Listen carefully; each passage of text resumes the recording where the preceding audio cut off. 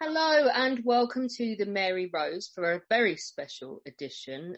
We are effectively holding a wake for His Royal Highness, the Prince Philip, Duke of Edinburgh, whose funeral took place today at Windsor. And we decided that there's been a lot of coverage, but we decided that we were going to do something in our own inimitable style. And he was known for being a king of banter and good fun. And we thought we'd raise a drink to him, talk about his life, and also have a laugh as well, because we think he would have appreciated that. But I'm not going to take the credit for this at all, because it's not my idea. Alina won't be with us today because she's got some family stuff on. She's gutted. She was going to talk all about the Duke's visits to Poland.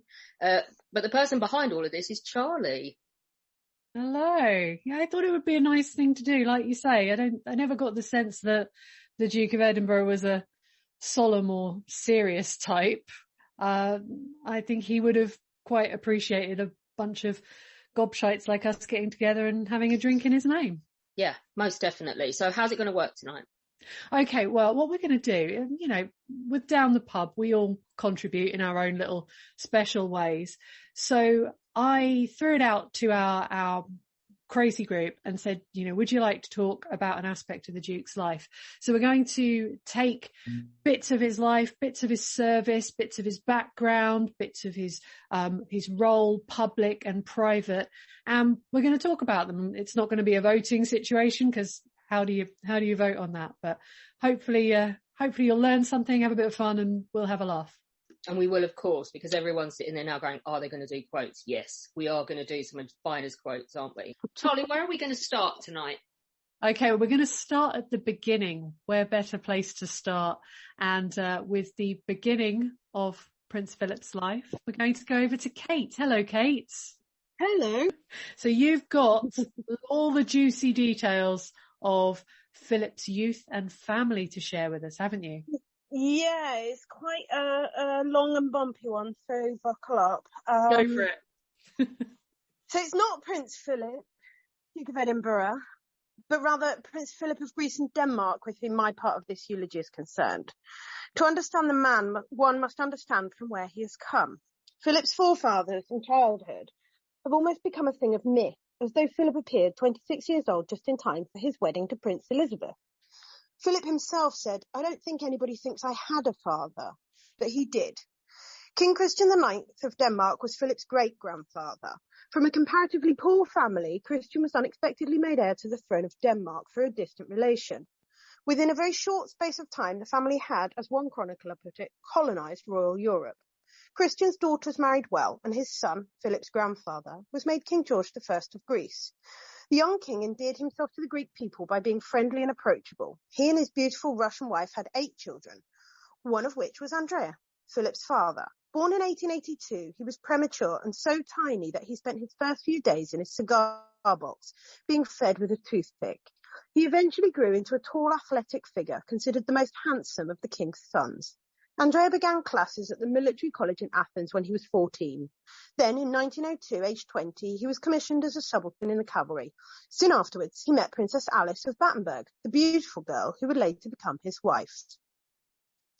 Alice's grandfather was Prince Alexander of Hesse, who, thanks to his sister's marriage to the future Tsar of Russia, joined the imperial army.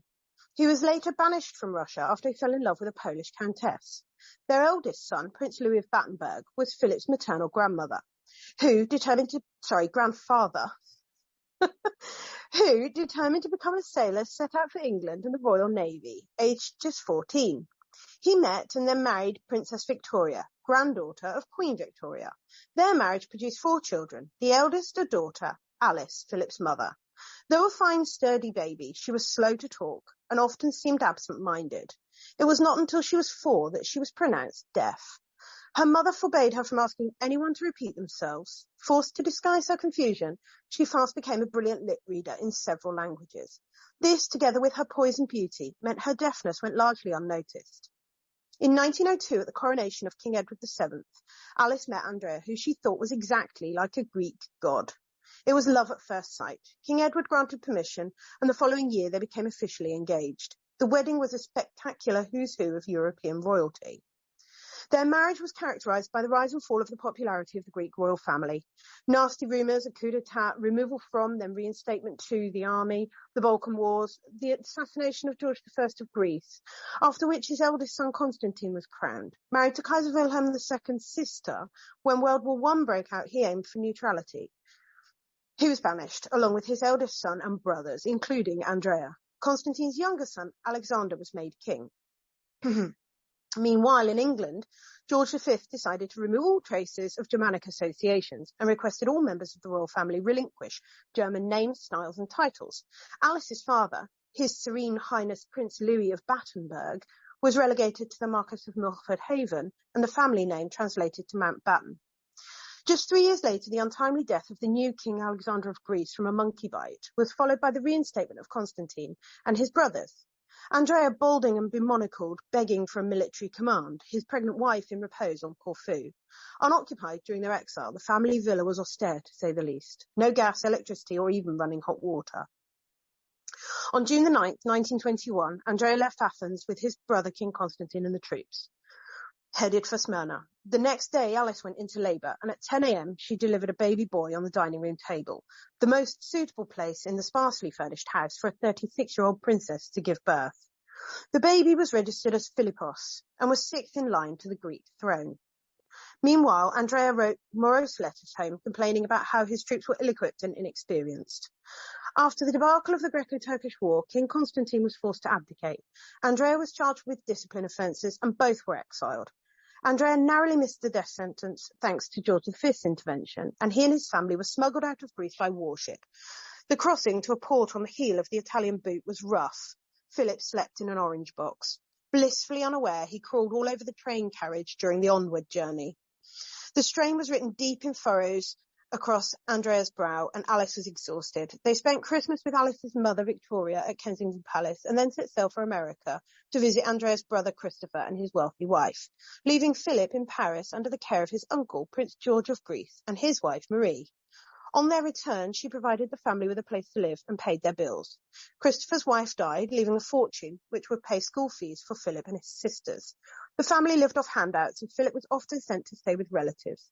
His Aunt Louise found the 2-year-old to be quite too adorable for words, a perfect pet, so grown up and speaks quite a lot and uses grand phrases. He is the sturdiest little boy I've ever seen, and I can't say he is spoilt. On starting school, Philip was teased for having no last name, and eventually admitted he was Philip of Greece. There's another tale of his first day when some boys demanded Philip fight it out with another new boy. After a brief scuffle, he whispered to his opponent, "Are you having fun?" When the other boy admitted he wasn't, Philip said, "Let's quit," which they did. As much as he could be exuberant and rowdy, he was also polite and disciplined. He said, "You shouldn't slam doors or shout loud," and wanted to learn to do everything, including waiting at table. His mother had taught him that a gentleman does not allow a woman to wait on him. One of Philip's teachers remembered being struck by the young prince's precocious sense of responsibility. He would arrive half an hour early and clean blackboards, fill inkwells, straighten classroom furniture, pick up waste paper and water the plants. During the holidays, the little blue-eyed boy with the most fascinating white blonde hair often went to stay with the Fulfunis family just outside Marseilles. Madame Fulfunis recalled, "Philip was with us so often people used to ask, 'Are you his guardian or his governess?' I was neither, yet much more. I loved Philip as my own." On one visit there, the eldest daughter, Ria, had both legs in plaster up to her hips due to a nasty fall. Philip would often be found at her bedside talking to her. One day in particular saw a spectacularly insensitive guest bring toys for all the children except Ria, telling her, "You can't play like the others." The children were stunned, especially 4-year-old Philip, whose eyes grew wider and bluer. He ran out, returning with his arms full of his own battered toys and his new one. He put them all on her bed, saying, "All this is yours." In the afternoons, they would take the rugs from the drawing room onto the lawn for a siesta. One day, the boys disappeared, only to be found walking door to door with the rolled-up carpets on their shoulders, pretending to be Arab salesmen. Other holidays were spent with his Aunt Sophie and a collection of cousins, one who remembered Philip as a tiny boy with his shrimping net, running eagerly far ahead of me, over a white expanse of sand towards the sea, splashing merrily in the water, refusing to leave it, running and eluding every attempt to capture him. Long after I've returned to my nanny in the waiting towel, Philip is still there until he is finally caught and dragged out forcibly, blue with cold, yelling protests through chattering teeth. Philip saw little of his parents in the course of his nomadic wanderings as a small child. Years later, when an interviewer for The Independent asked him what language he spoke at home, he answered, "What do you mean, at home?" Meanwhile, his mother's behaviour became increasingly eccentric until one day the children were taken out. A doctor came, forcibly sedated her, and she was committed to a sanatorium. The rest of the family soon parted ways. Within 18 months, Philip's sisters were all married to German aristocrats and heading into the Nazi Party, and his father was in the south of France. Philip, who'd been doted on by both of his parents, was suddenly alone.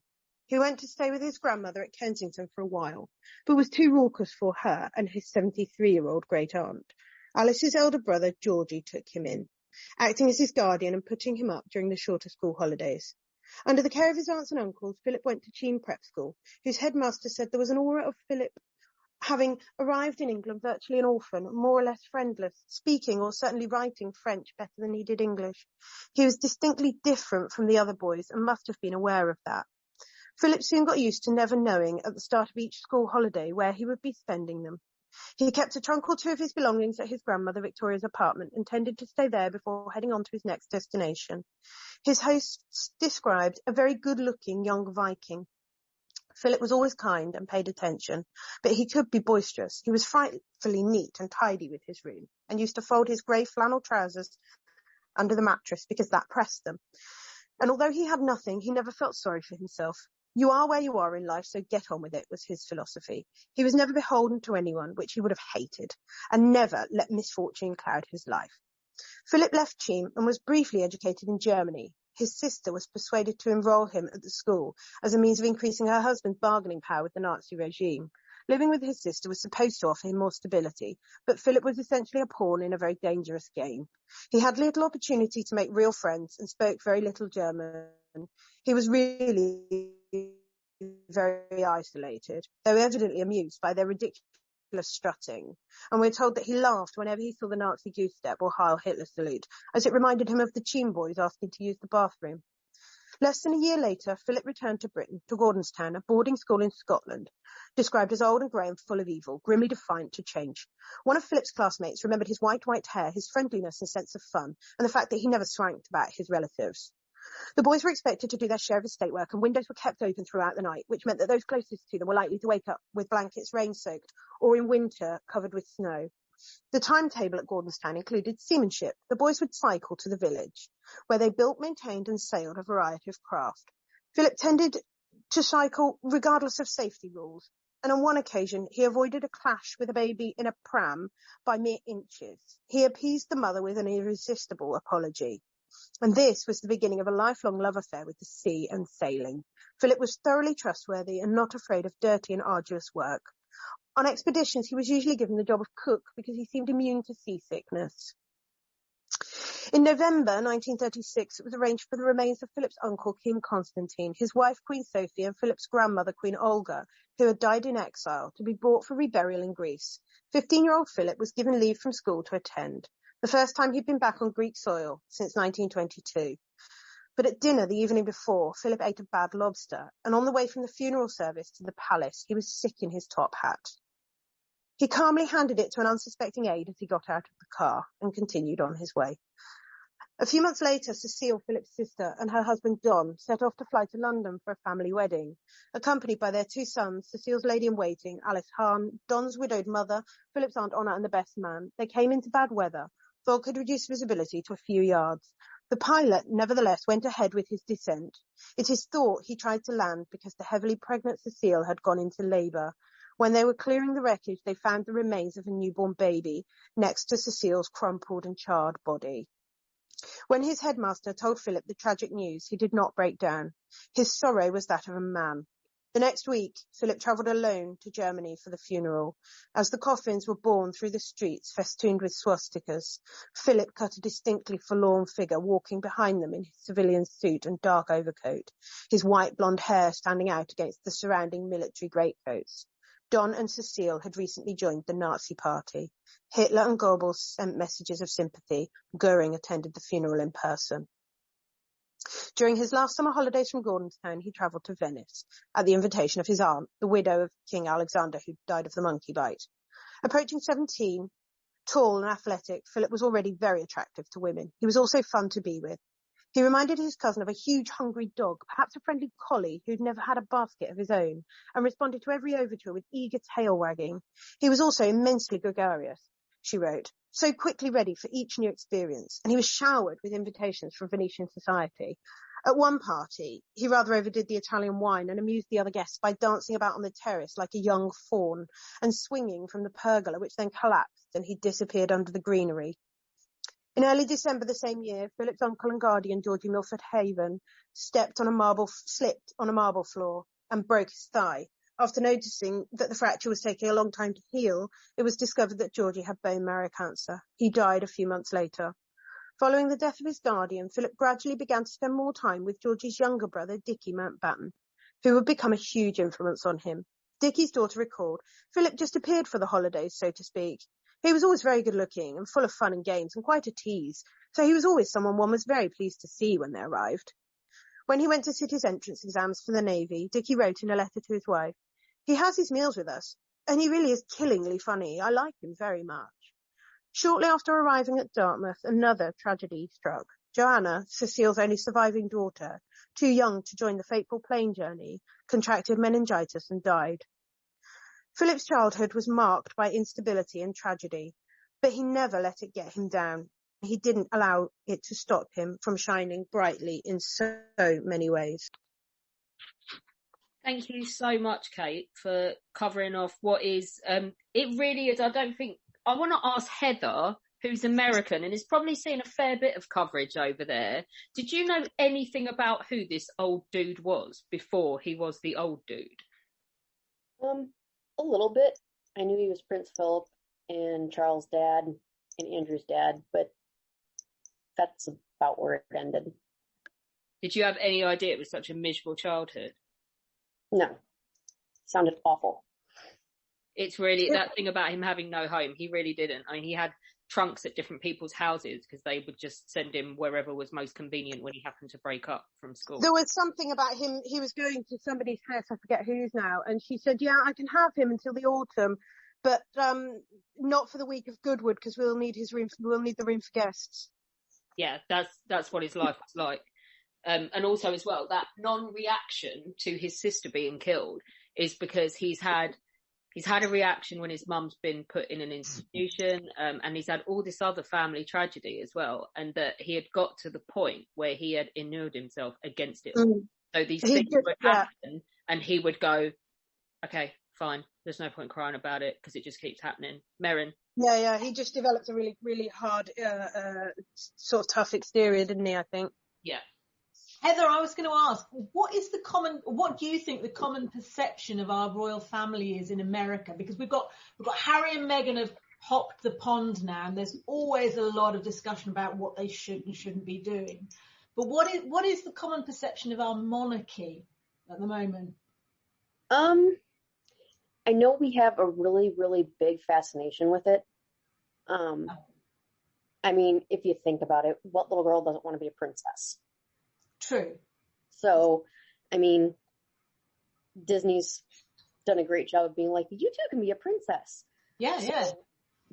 You know, anybody who has a monarchy, we're fascinated with because, well, we don't have one anymore. We didn't grow up with the same people over generations. Like our parents knew about their grandparents, and then our grandparents knew about their great grandparents, and our president comes and goes every 48 years. Yeah. So we don't really get attached to them. It's, oh, hey, bye. And, you know, with a monarchy, you're raised with them and they almost become, you know, part of a family. It's enduring. So I always thought that the Queen and Prince Philip kind of reminded me of grandparents. Yeah. But we definitely have a big fascination with the royal family. I know some people who are like, I don't understand it, which I do and I don't, because I haven't grown up under it. I'm not used to having this kind of power, Alex. I know, it's great, isn't it? Oh, it's too much for me. Tell you what, seeing as I'm getting to say, can I call on you? Sure. Okay. So I get World War II, don't I? Yes, it's your area, you know. Okay, so royals, you look at them and they wear a lot of medals, and a lot of the time they don't earn their medals. The medals were out today at the service, and he earned every damn one of them. So we're going to talk about them and talk about what he did, specifically in World War II. So they decide on Dartmouth, and they decide it's essentially like what William and Harry did, where they went and spent a couple of years in the military. That's what it's supposed to be. George V, it was supposed to do it longer, but his brother did it with the army and the navy as well. And it's just a couple of years, and it's all about discipline and rounding off an education and giving you a sense of public service. And that's what it was for. He could have, there was a Greek navy, but you have to see it from his dad's point of view. His dad has served his country, and they keep taking him in, using him for his service, and then like getting rid of him again and treating him like dirt. And he doesn't really want that for his son. So he doesn't go with the Greek nautical thing. He decides on the Royal Navy. And at this point as well, Philip says, England is my home. So this brief stint is going to be with the Royal Navy and not the Greek. So he's a late starter going into Dartmouth. He's 17, and a lot of boys have been there since they're 13. And he goes in and he eclipses a lot of them, actually. It causes some bad feeling because he's good. He's really good at what he does. He's surpassing boys that have been there 4 years. We do see more of this propensity to, so he's popular and he's fun because he's self-effacing, but he can be a piece of work. And I think we'd just be being disingenuous if we did not point this out throughout his life, that he could be hard work. And he knew it as well. He knew he could be hard work. I'll tell you in a minute a letter that he sent to the mother of a friend who died in North Africa, and you'll see what I mean. People don't tend to mind because he quickly gets over himself, and because he's so much fun at other times and he's one of the lads and he's not pretentious or anything, they don't really hold these moments of grandeur over his head, really. So, but he does really well. There's a bit of resentment about how well he does, actually. And you got to remember as well, he's a Mountbatten. He's bound to go places in the Navy the second he sets foot in it, if he decides to, which he doesn't at this point. He's still doing his training when World War II starts, and he's a neutral, so he's Greek. So first off, he wants to serve, but how do you do it? Do you naturalise him British? Well, they can't, because they've suspended that for literally everybody till the end of the Second World War. And he can't be in a combat zone because he's supposed to be neutral, and yet he's serving with one of the belligerents. So in the end, it's Dickie Mountbatten that pulls strings, and he is allowed to go out and serve, but not in an active combat area. So essentially he can only do background work because he is officially still a neutral. So he joins Ramillies at Colombo as a midshipman in 1940 in February. And I think this is his first time out of Europe at all. And what World War II does for him is show him the world. He will end up on multiple continents in World War II, and he will embrace every moment he gets to spend in another country, and not in a royal, I'm going to wave at you from a distance way. I mean, so when he's with Ramillies, they stop in Australia, and he disappears for 4 days, and what he's done is go in and found some work at a sheep station, just doing ordinary grunt work. Just to get out and see the country and stuff like that. So he was definitely one for that. But what Ramillies is doing, escorting troop ships between Australia, New Zealand and Egypt. So there's not really a lot to say about this other than that it's quite dull. He does get to see Australia at one end. Uncomfortably hot as well. That's the overriding impression you get from Ramillies, is this sweltering bucket going backwards and forwards, and with not a lot of mitigating fun or excitement in war terms to show for it. So in May 1940, he moves again. He spends the first part of the war really like rocketing about different ships. HMS Kent is a cruiser, and she's on the China station. So again, now he gets to see South Africa, India, still doesn't get any action. And he wants it. I mean, there's a journal entry or a letter where he says, we have something to look forward to. There is an enemy raider in the Indian Ocean. That'll sound familiar to Chris.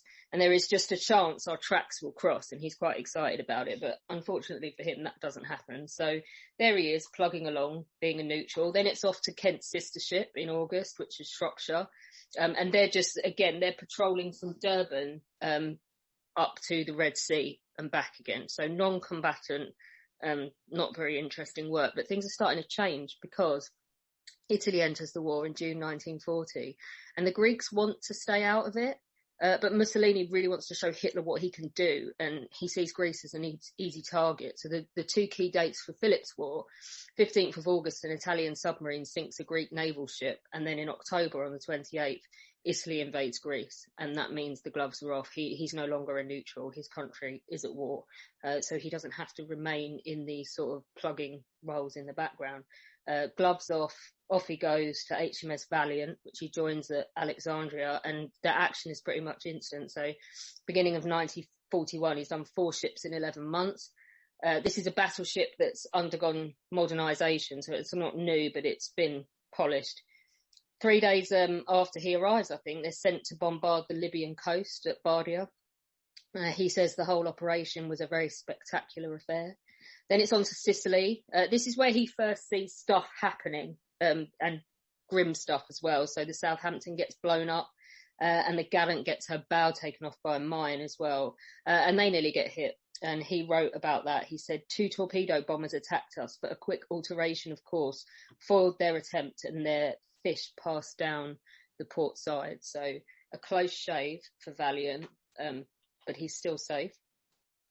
By March, they're transferring British troops from Alexandria to Crete and Piraeus to bolster Greek defences ahead of the what they expect to be Nazi landings. And then you get Cape Matapan, which is his first battle, and he does really well. So the gist of this battle is, on the 7th of March, they're due to go ashore for leave, but on the Thursday morning, they get rumours starting to go around the ship saying that some Italian cruisers had left port and gone to sea. So in the darkness, they set off as well. Valiant leaves, as does Warspite, Formidable, Barham, and 9 destroyers. They're going looking for these Italian ships. They spot them. The next morning, planes spot them. So there's a battleship, cruisers, destroyers. And what are they going to do? They're in the Peloponnese. They engage them at long range. The British spend the afternoon chasing them about. Then Cunningham, who's on Warspite, he has this it's brave. He decides on a night attack, which is dangerous and risky, but the Italians really aren't set up to deal with a night attack, so it's potentially could yield really good results. And Philip's role in this battle is to stand and swing the searchlight around. So what he would do is find an enemy ship, light it up briefly, get rid of the light, and then they would open up a broadside on it. So he has this unenviable job, I guess, because surely if you see where the light is coming from, you're going to open fire on that guy. So it's not much fun for him. And he does talk about, so he lit one ship up and they opened fire on it, hit it. And then he wasn't even in his head that there may be other boats around. He was so taken over by the excitement that there's people screaming at him, go left, to light up another one. And he is completely oblivious at that point. So he says, I trained left over the whole ship until the bridge structure was in the centre of the beam.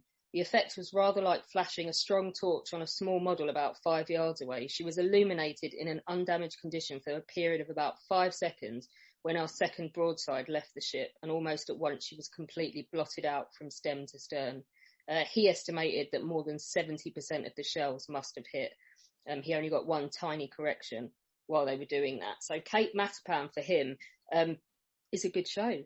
He gets rewarded for his bravery in that as well. But it's not, in the grand scheme of things, it's not going too well for the Allies in the Mediterranean at that point. So within 10 days, you've got the Germans going through Greece, you've got Rommel pushing the Brits back on Cairo, and you've got the Germans establishing air superiority over the central Mediterranean as well, and Malta being besieged.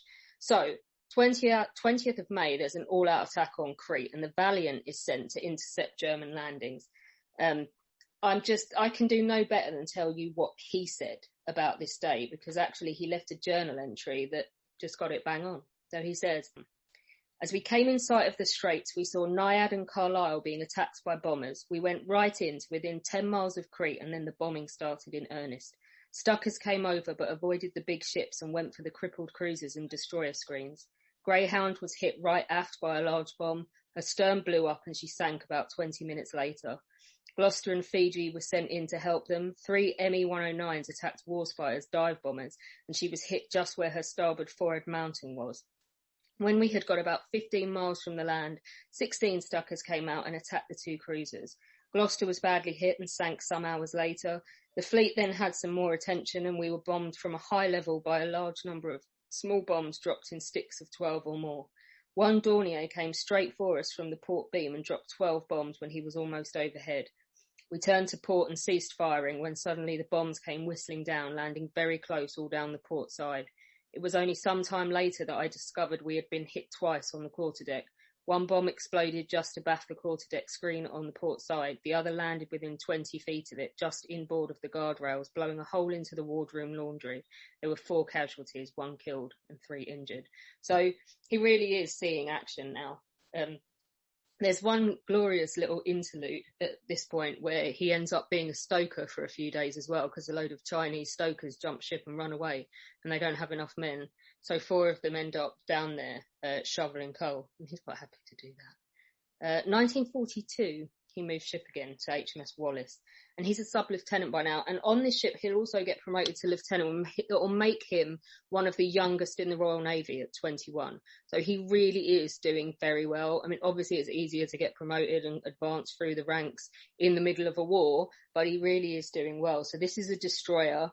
To start with, they're based out of Rosyth, escorting convoys of merchantmen down to Sheerness. Essentially, they call it, you think this sounds like, oh, close to home, a little bit safer. It's really not. They call this stretch of water E-Boat Alley, and it's really dangerous. Only if you've got German submarines, but you've also got air attacks as well. And not to mention the sheer amount of traffic in there. And at one point, they get rammed by accident by another ship. So it's quite full on, even though they're going up and down the coast of Britain. It's not an easy time whatsoever. And in October, he gets that promotion. Winter of 1942, and I find this really interesting. So he loses a friend at this point, and it's interesting because he doesn't hear about it straight away, and then suddenly he gets a letter and he realises that he's kind of sent a Christmas message or something to the guy's family without knowing he died. So it would have been like he wasn't referencing it. So he writes a letter, and what I was saying about his personality, he says to the guy's mother, as the older boy, he was the guide and the pillow, and in a great many ways I tried to model myself on him. As I grow older, I was able to find many of my shortcomings by just comparing myself to him, and in some cases I managed to put them right. It's not easy for me to try and say what I thought of him, because there are no words which can describe a friendship between 2 boys. Those things just are, and one does not stop to think why. I know you will never think very much of me. I am rude and unmannerly, and I say many things out of turn, which I realise afterwards must have hurt someone. Then I am filled with remorse, and I try and get matters right. So there's actually quite a lot of self-awareness as well about how brusque his personality could be. And I'm sure we're going to hear quite a few stories of that as we go on tonight. June 1943, the Wallaces made it as far as the Allied invasion of Sicily, where they're covering the Canadian landings, which I believe off the top of my head are the southeast corner of Sicily, but I could just be making that up. 8th of July, they come in for the attention of some German bombers. And the way it shakes down is that they know they've been picked up and spotted by these German aircraft, and they know that come nightfall, they're going to get hit, and they're going to try and take them out. And it's Philip that comes up with this idea of what to do about it. And it's really quite Hornblower-esque in its sort of imagination and stuff. So what they do is he gives orders to come up with this, just a ratty looking raft, basically, with a smoke flare on each end that they then put over the side of the ship. Then they leg it away, kill all their lights and engines, and the smoke makes it look like the Germans have already hit it. So then when the German aircraft come back, they bomb the raft instead of the ship. And there's actually a really good just a summary of what it meant and why it was so important. So there's a guy called Hargraves on the ship with him, and he is a yeoman, I think. And he says, the sound of the aircraft grew louder until I thought it was directly overhead, and I screwed up my shoulders in anticipation of the bombs. The next thing was the scream of the bombs, but at some distance. The ruse had worked and the aircraft was bombing the raft. I suppose he was under the impression that he had hit us in his last attack and was now finishing the job. Prince Philip saved our lives that night. It had been marvellously quick thinking, conveyed to a willing team and put into action as if rehearsed. I suppose there might have been a few survivors, but certainly the ship would have been sunk. He was always very courageous and resourceful and thought very quickly. You would say to yourself, what the hell are we going to do now? And Philip would come up with something. And he has one more ship in the war as well. which we will just mention because, again, he sees some action, and it's in the Pacific this time. So his final ship, Spring of 44, he joins HMS Whelp, which is another destroyer, and it's going to be his last ship during the war. At first they're at Newcastle while they're doing some refitting and stuff, and this is where he starts to draw some public attention for the first time in Britain, and that is kind of because he's this dashing, very good-looking prince walking around their local town, and they're all a bit like, oh, hello. And that you get this in Australia as well, that wherever he goes, he turns heads. And it's interesting because kind of got a reputation from somewhere of being a bit of a man whore at this point. And when they asked the girls, they didn't know where it came from. Like one of them says, I just don't know how you would have got that idea. It was all very chaste. I mean, he's not an angel. He's got girlfriends at this point, but he definitely wasn't like that. That he was it was all quite chaste and friendshipy a lot of the time, and that he was very respectful and just a nice boy, basically. So they weren't on board with that interpretation of him, and they thought that that was a lot of like just tabloid sensationalism after he met the Queen, and that it had been chucked in on top to try and talk about something before he met her and create a story where there wasn't one. So they do head off to the Pacific. I just want to, as well, this is where I always stop to just briefly mention, because the question you always get asked is, what about the Nazi relatives? Which I know Kate has already covered. But I want to talk about his mum. His mother is one of the Righteous Among Nations, which is the same award as Oskar Schindler for the work that she did. And this is a woman with severe mental health issues who was in Greece by the time, in Athens, living effectively a life of poverty by World War II. And spent some of World War II protecting Jews from the Nazis. And for that reason, she is buried on the Mount of Olives. Is that how you say it? Buried on the Mount of Olives, or at the Mount of Olives? Whatever. Everyone's nodding. I don't think any of us really know. But yeah, so I always think that we should talk about his mum as well. I suppose there was a glancing blow with possibly being driven towards a Nazi education and stuff, but then the exact reason they'd sent him to Germany to be educated was to be educated by a Jewish guy who'd founded a successful school, and in the end they sent him to that guy's school after he'd been persecuted out of Germany and Scotland. So I don't think they were ever really sort of entertaining the idea of him becoming involved with the Nazi regime at all, and it's just not part of his makeup at all, and it annoys me when people mention it because he spent 6 years fighting against the Nazis. So Whelp, part of a destroyer screen in the Pacific. There was one incident where they were used as a screen for a bombing raid on oil refineries. This is the one where there's that rescue attempt on the crew of the bomber. So they get an SOS, and Philip has the ship turn around and make all speed for the site where the bombers come down. And they actually managed to rescue 2 of the guys. Unfortunately, the others were caught by the Japanese and beheaded at Changi. But the 2 that they rescued were Dickie Richardson and Gus Halliday.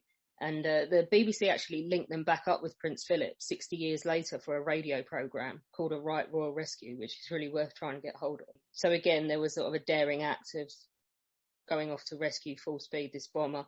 They had been in the water and they couldn't get their life raft to work. So it was quite timely when they did arrive, as they really were in trouble. So he's at sea on VJ Day. They were actually on their way to help invade Japan when the bomb was dropped at Hiroshima. And they just got to Guam when Nagasaki happened. And Whelp was actually one of the first Allied ships to enter Japanese waters, because she was escorting the US flagship into Tokyo on the 2nd of September. And he was on that flagship to witness the Japanese surrender as well. And I'm sure we'll get later on to the incident where he refused to meet with a certain Japanese dignitary afterwards. That's basically his war. He doesn't actually get home till January 46 because they're put on collecting POWs and bringing them back. And I think he finds life quite boring in the immediate aftermath of the Second World War when he gets back and gets given a fresh command. But as you can see, none of those medals are ceremonial. He earned them all. If nothing else, then, and you say, oh, I don't care about the royals, but if nothing else, we've lost a brave veteran of the Second World War this week, and I think that certainly should be remembered. That's amazing. Thanks so much, Alex, for all that detail. I mean, it really sounds like, he really did serve in the war. He was properly in it. Yeah. He had the necessarily cushy bit at the beginning because of his Greek status, but didn't want it. and actually went off and earned all of that, the accolades that he got for the Second World War. He went off and earned them in spades. Gosh, we've got a couple of barflies with us tonight, Alex, hanging out. We have the wonderful Mr. Chris Sams, and Sophie's here. How are we doing? You all right? Yeah, we're doing fine. She's nodding very bashfully. Gone all shy. So Chris is our resident naval expert. Prince Philip's service on boats. It's quite impressive. I don't know quite where to begin. I mean, the original Pacific posting, the Somerville, the Remilly's was an absolute dump. Militarily, she wasn't very good, but if she'd have run across I believe it was the Sheer, which was a pocket battleship, which was off Madagascar at the beginning of the war, that would have been quite an interesting battle to get caught up in. I think you probably would have quite enjoyed that. But Matapan probably was definitely the highlight. It really did address the naval balance in the Mediterranean and scared the hell out of the Italians. Yeah, it stopped the Italians coming out in force again, didn't it, in World War II and trying to take us on? Absolutely, yeah. They lost like 2,000 men, and we lost 3 in an aircraft crash on Formidable. Because we had night radar, we were able to pick up their ships a lot more easily. And it was kind of the Jutland of the Mediterranean in the Second World War, if that kind of hangs. Yeah, E-boat alley was quite treacherous for German E-boat torpedo boats would often attack at night time. They were high speed, come in at like 24, 25 knots, loose off a few torpedoes and out again, strike convoys on hit and fade. So often you wouldn't know they were going to attack until something blew up. And then again, as you said, you had the German Air Force, the Luftwaffe would come over as well. They'd tail you. And see what they could try and do to break up the attacks. We've had Will Iredale on to talk about kamikaze hunters on History Hack, because people don't really register the British naval presence in the Pacific, do they? It's all about the Americans. Yeah, it's one of those. My granddad was very keen to point out, how the Americans won the war, and the Pacific is the big example. The Royal Navy kind of withdraws from the Indian Ocean after the Colombo raid in beginning of Easter 42. But they come back in 44 with the biggest flotilla that had ever been, the Royal Navy's ever put together. They had a massive force, and were involved in quite a lot of engagements. I believe from memory, they were at Okinawa as well. So many battleships and ships were freed after the war, with Germany was over. But they just don't get a mention because it's all about Midway and island hopping, and they just kind of ignore the fact that we were there. I mean, they had sea fighters flying over Okinawa, which I think is fantastic, but it's not something that gets talked about a lot. Will's book is fantastic, though, if people want to get more of a semblance of an idea. I think there's a passing mention of the whelp in there, but it's definitely more about Britain's impact on the Pacific from a naval point of view as well. Anything else, Chris, you want to add to the war service? Off the top of my head, no. But yeah, it was a good. It was quite a good service, and as you said, it's nice to see someone who's a head of state with medals that they've actually earned rather than have just been given. Charlie, what are we going to do next? Okay, well, I'm going to jump in now because I think it's important. I mean, I'm not used to hosting, so I should have probably said at the beginning that one of the reasons we're here and the reason we're talking about Prince Philip is not just sort of from a Daily Mail tabloid rag, bum-licky, creepy time. We've actually lost someone who is incredibly important as a figure within the monarchy and in this country, and someone who has served for a very long time. So what I wanted to talk about is Prince Philip's role as the Queen's consort. I'm not even going to touch on romance. I'm leaving romance to... Is that Beth by any chance? That's Beth. Beth is covering romance. Oh my goodness. And I'm saving Beth. I'm saving that up. So I'm going to talk to you about constitutional monarchy. Yay! I'm glad I'm not the one that has to do this time. Look, I'm a nerd. I'm a nerd for the royals and for the history of the royals. And so, I hope I'm not shattering too many illusions when I tell you that Prince Philip's role of Queen's Consort has no function whatsoever within our constitutional monarchy. The role of Queen Consort carries no constitutional weight either, but there does exist this double standard in which the wife of a king is known by the title of Queen, but the husband of a queen must never, ever, ever be given the title of king. Why wasn't the Duke of Edinburgh our King Philip? That's a stupid question with a simple answer: the patriarchy. Smash it. If the Queen's husband is known as a king, he outranks her. What's true on the chessboard is true in real life. Now I'm being deliberately facetious here. I'm being that friend in the pub. You remember that friend you've been avoiding for a year? I'm being that friend in the pub. I'm being deliberately facetious because I'm asking you to set your mindset back to the 1950s and our Queen's accession. When Elizabeth became Queen on the 6th of February 1952, her world and the world of her young husband were forever changed. They're no longer just simply a married couple. She was 25 at the time, he was 30, with 2 small children. His wife was the monarch, and his children were heirs to the throne. But what was he? Was Philip? As consort to the Queen, he would hold no formal position within the structure of government, and as husband to a monarch, he would forever be outranked by his wife. There are some men who might struggle with that concept even today, to say nothing of a man in so unmanly a position in the 1950s. Philip was either going to need to settle into the life of professional husband or establish a role for himself. In the early 80s, a historian called David Carradine argued that the traditions of British monarchy were invented during the reign of Queen Victoria as a means of providing some security, because, you know, the world's kind of rapidly changing around the monarchy at that point, and we need stability and security.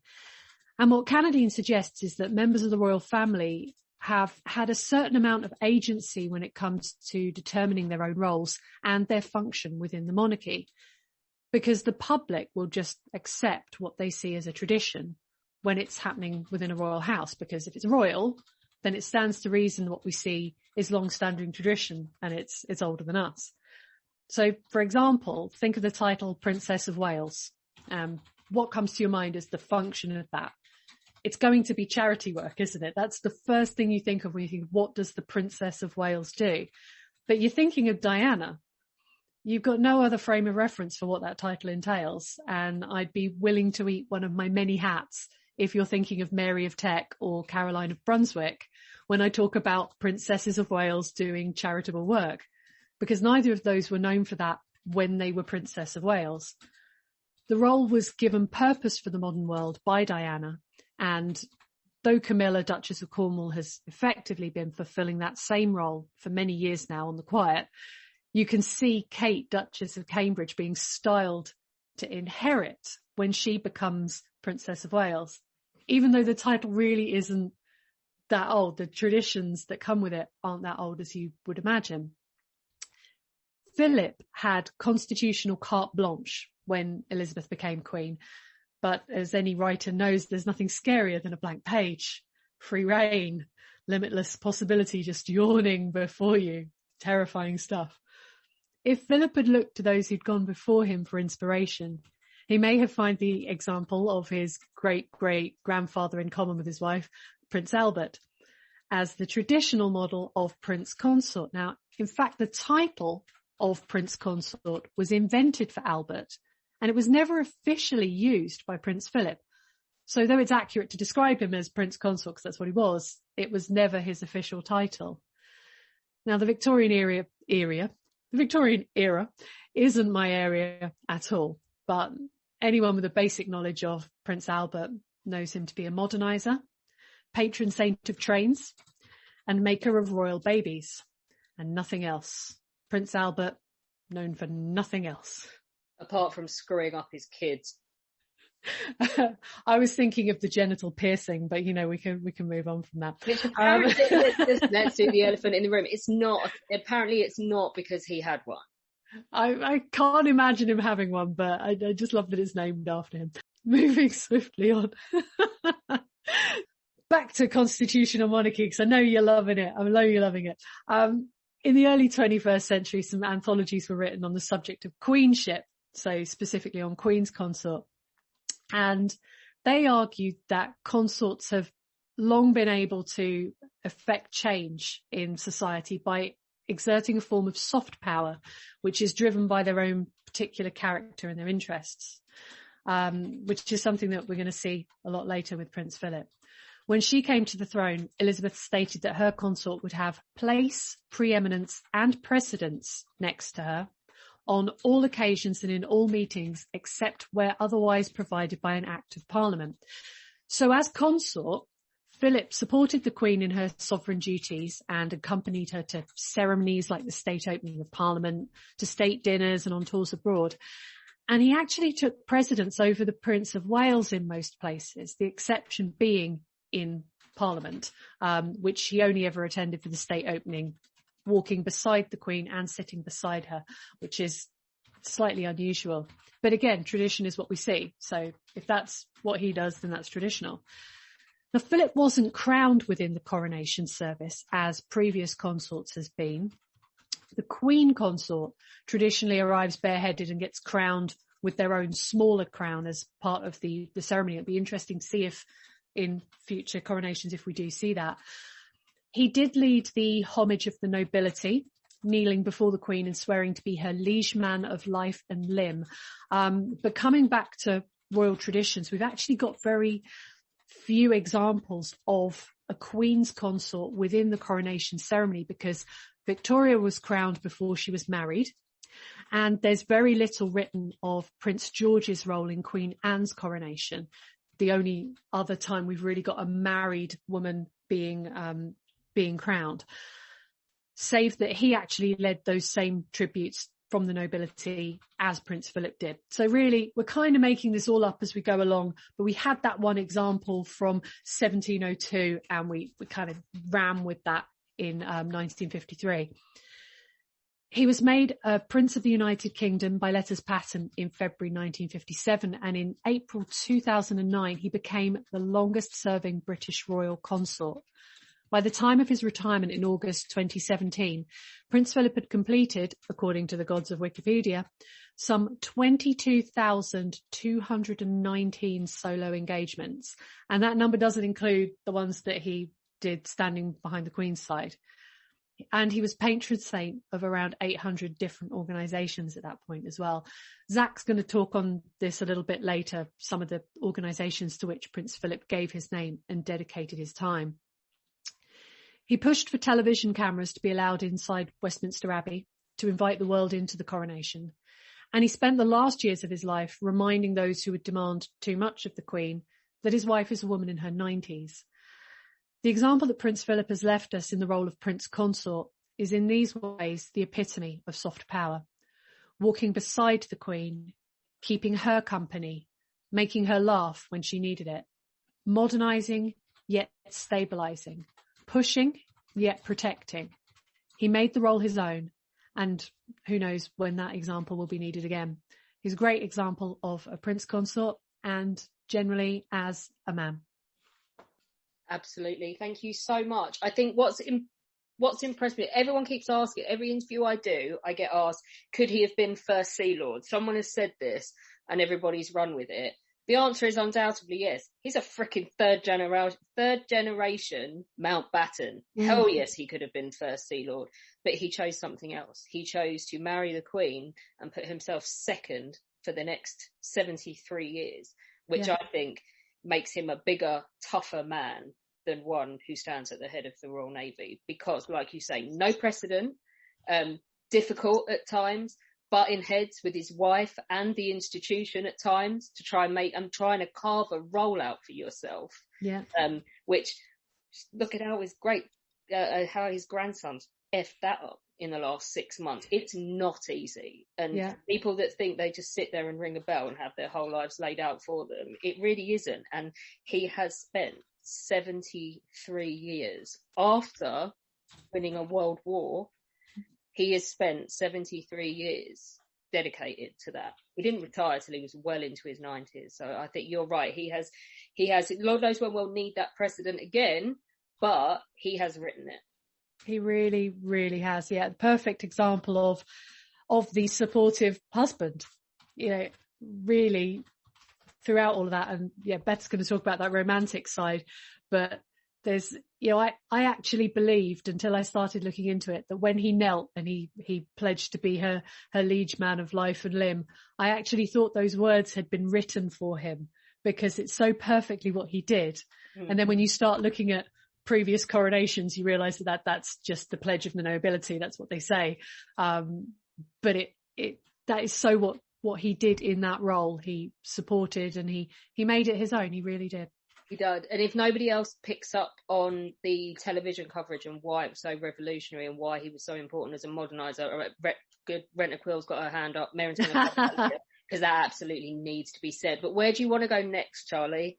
We need to say hello to another one of our barflies. We've got another barfly here. We've got James in the pub. Hello, James. Hi, Charlie. Hello.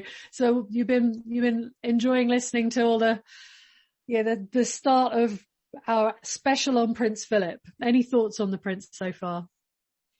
I think this is probably something that might be talked about later, but it's everything he passed on to his kids as well. When you look at all his kids, you see a different part of his personality. I mean, Anne is the most extremely hard working from memory as well, in engagement wise. Maybe Alex can go deeper into that. He's daddy's girl, 100% daddy's girl. Yeah, and she is the most hard-working. Then you've got Charles carrying the charities on, his own charity work, the environmental work as well, which Philip started and really pushed for. Charles really carried that on. Andrew, from memory, went into the Navy. And then obviously you have Edward, who did a stint in the Royal Marines, but was also allowed to do his own things and went the same boarding school as Prince Philip before he decided to not retire from that, but also take up the mantle of helping the Queen. So he gave up his jobs and everything eventually to help the Queen more with engagements. And you sort of see like slices of Philip's personality in each of every one of them. And it's good to see all of that carried on through what he taught them. A really nice point, actually, James, that there's sort of a bit of him on display in all of them. But yeah, Anne, 100% daddy's little girl. She looks utterly stricken, doesn't she, if you see her at the moment? Yeah, she really does. And we can only hope she carries on pushing forward like he did and with her engagements as well. Excellent. Can you imagine taking this one away from our very own resident Disney princess? I couldn't do it. I just thought, who is going to talk about this incredibly touching love story? And so, ladies and gentlemen, I give you the wonderful Beth. Right. Well, as you quite rightly pointed out, I am the resident history hack romantic, so it's only right that I contribute to this recording on the relationship that Prince Philip had with the Queen. We all know where it first starts, but I just want to go back to that a little bit. It's the first time Prince Philip catches the eye of who would become Queen Elizabeth is the summer of 1939, when Elizabeth was just 13 years old.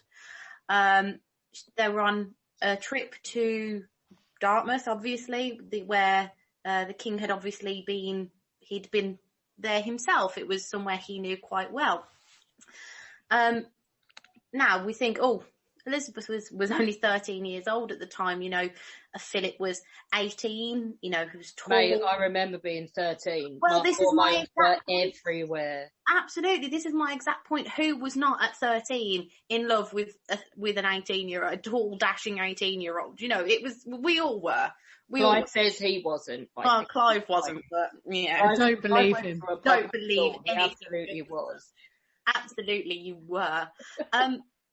So they were visiting the Royal Naval College at Dartmouth, and Philip was actually at the time one of the few healthy cadets that could accompany the family because there'd been an outbreak of mumps and chickenpox, and he was one of the only ones who wasn't ill. So he was one of the ones allowed to accompany the family. And of course, according to Marion Crawford, who was the governess to the two princesses at the time, said that Philip immediately struck Elizabeth with his athletic ability. It was noted with his Viking good looks as well, his fair hair, blue eyes, really tall.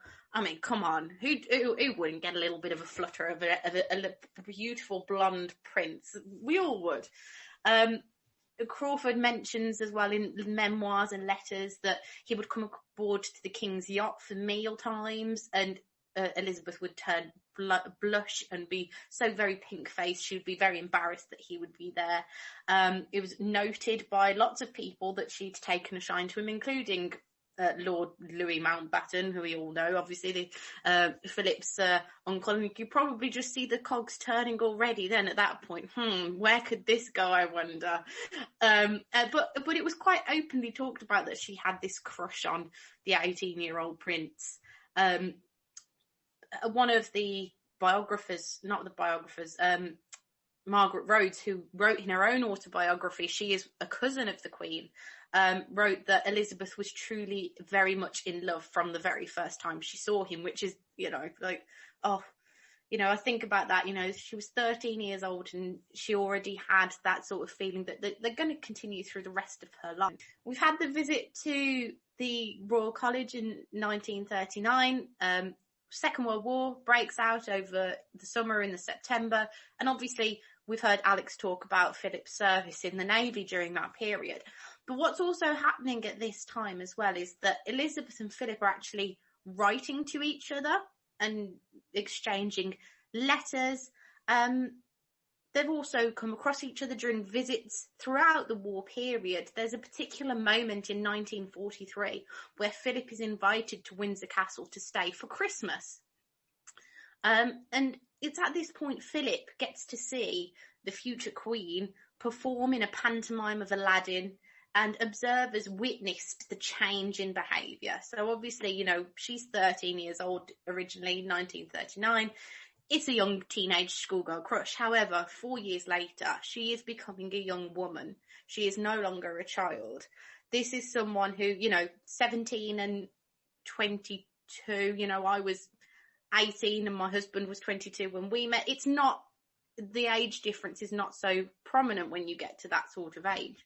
So we can start to see, these actual proper romantic feelings start to emerge.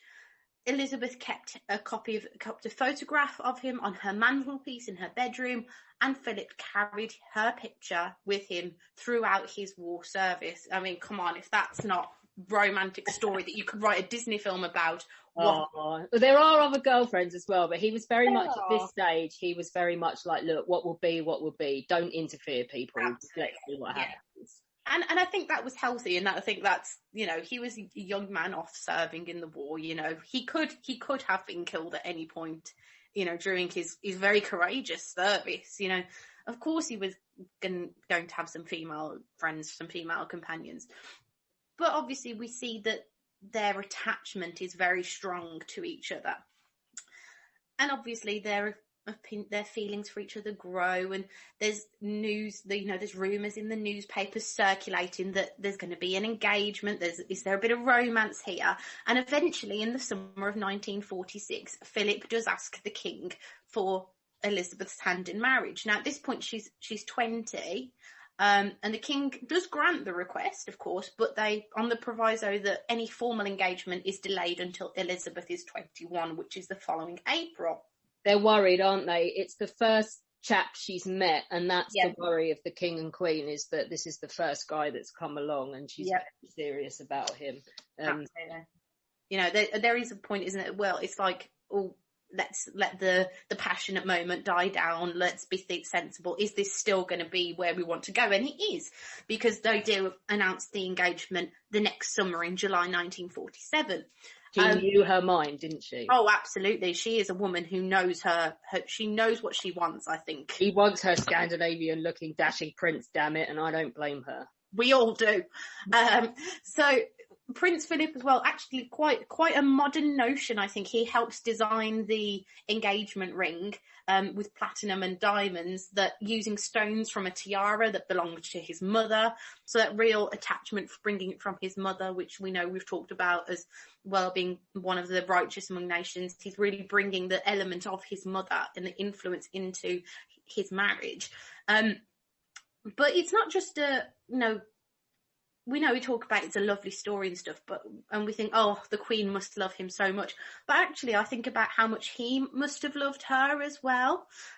He actually wrote to the Queen Mother not long before the wedding, saying that he had fallen in love completely and unreservedly.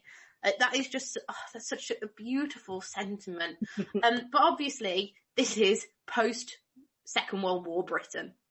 There were some concerns about Philip's relations, as Kate has already mentioned, with his sisters and his connections, with through his father with the German elements, and what his German relations. Is he going to be accepted as a member of the royal household? Is he going to be accepted by the British public? Almost as soon as he became engaged to Elizabeth, he was pretty certain in that he was going to do what he could to show that he's willing to take that away, and that's not a part of him anymore. He renounces his Greek and Danish royal titles. He becomes a naturalised British citizen, and of course, as we know, takes the surname of Mountbatten from his maternal grandparents. He is then, on the eve of the wedding, he has the titles of Duke of Edinburgh, Earl of Merioneth, and Baron Greenwich conferred upon him by the King. Again, then, another little tidbit, which again shows his level of, I think, just pure commitment to the Queen. His wedding day was also the day that he gave up smoking, which is a decision that he made because Elizabeth absolutely abhorred smoking, because, as we know, her father was a very strong cigarette smoker, and there's no doubt was a contributing factor to his poor health and the way that he died, which is very awful. If you read about it, he must have really suffered. So he actually gives up smoking for Elizabeth as well, which is, telling a sailor to stop smoking. It's like anyone in the armed forces, it's like, what? Telling anyone to stop smoking in the 40s, 50s, 60s. Absolutely. Yeah, absolutely. And so we get to the wedding day itself. Takes place at Westminster Abbey on the 20th of November 1947. We know that the Queen has to save up her ration coupons to get her silk for her wedding dress. It is still in keeping with the time, but trying to be the royal event. This is the heir to the throne. The wedding does have to have an element of, there's a standard to uphold. So there's 2,000 guests at this wedding, including lots of royalty from across Europe and so on. But it doesn't go off without any incident. And I think if you're a person who can say that something didn't go wrong at your wedding, I'd be a little concerned. Like, something goes wrong at everyone's wedding, but it really went wrong for this one. Elizabeth's tiara snapped on the morning of the wedding. Philip had been stopped the day before in London and almost arrested for speeding. But he did give a really, really good answer. He was on his way to the rehearsal dinner and he was speeding, but he was stopped by a police officer, and he reportedly said at the time, "I'm sorry, officer, but I've got an appointment with the Archbishop of Canterbury." Of course he's got one. He's getting married tomorrow. At their wedding breakfast after the ceremony, King George VI described the union as a genuine romance. "Our daughter is marrying the man she loves," he said. Meanwhile, the former Prime Minister, Winston Churchill, hailed the event as a flash of colour on the hard road we have to travel, referring, of course, to the fact this is a Britain just coming out of a 6-year-long war, economy destroyed, rationing still happening. This really would have been one of those spectacular moments that really brought the nation together. Okay, so after the wedding, they obviously leave to go on to their honeymoon. They spend some time at Broadlands in Hampshire. And Elizabeth does actually keep in communication with her family throughout the honeymoon. And she does write to her parents and these are her own words, that she and her new husband behave as though we'd belonged to each other for years. Philip is an angel. And, they have those first few years, 1947 to 1952, a fairly, how normal can you have a life when you're heir to the throne? But they have some sort of a semblance of a life together as a married couple. They obviously start to have their family. But what they do is they actually move around as well. So in between 1949 and 1951, Prince Philip is still in the Navy, and he's actually stationed in Malta. So they go and live in Malta on and off throughout those 2 years. They come back to the UK and to Britain and back to Malta. They live in a villa on the island, and Elizabeth lives some sort of a life of just as a naval wife. She's not the future queen. She is the wife of a naval officer, which must have been completely different to what they had both had prior and what they then would have going forward. They obviously enjoyed their time in Malta a lot, because for their 60th wedding anniversary in 2007, Prince Philip took the Queen back to Malta for their wedding anniversary present, which I just think is so adorable. And they also went back to Broadlands as well, where they'd spent their wedding night in the first part of their honeymoon. And of course, as we know, they obviously loved each other because 4 children came out of it. There's very, very evident side of affection there. We've obviously got the first child, Charles, being born almost a year to the day after they get married. They get married on the 10th of November 47, and Charles is born on the 14th of November 1948. He is also now the longest serving heir apparent in British history. We've then got 3 more children. Obviously, we've got Princess Anne, Prince Andrew, and of course then Prince Edward bringing up the rear. And the birth of these 4 children and then Elizabeth's succession to the throne in 1952 brings about with it a discussion. And that's a discussion on the family surname. Now, inherently, even still today, we're quite modern, forward thinking.